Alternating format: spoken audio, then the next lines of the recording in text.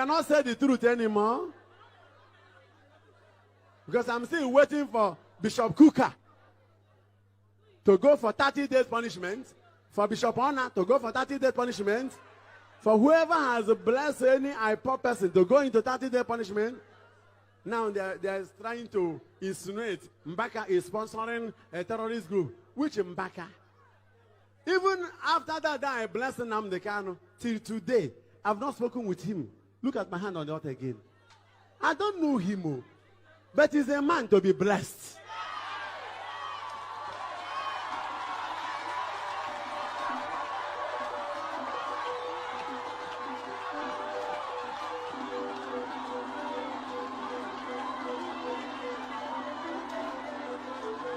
Praise the Lord.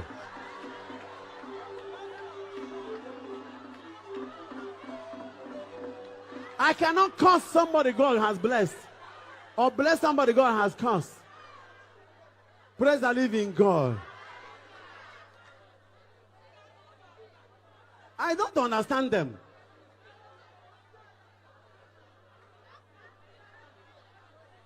Best now with the people. Say, okay, Daddy, bless us, I bless them.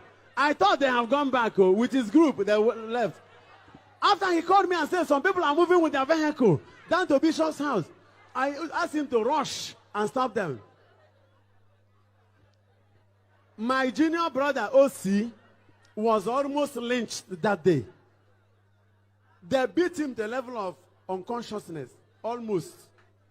Because he was trying to tell the people that the father is safe.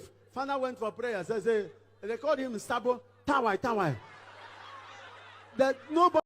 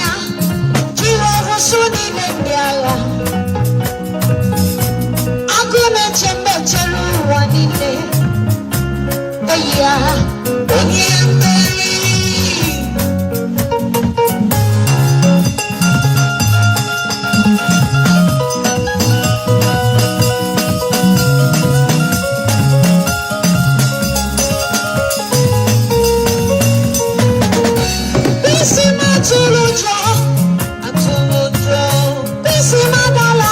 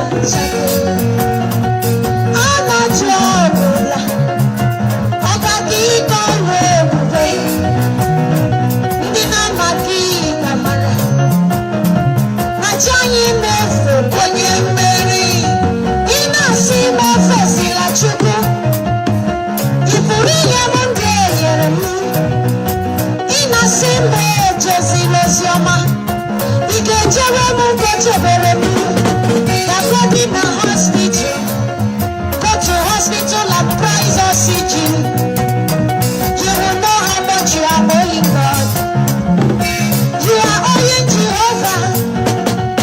Oh, get you. Ogadi Gonwe. Nina Magi Kamara. Machayi Mefo.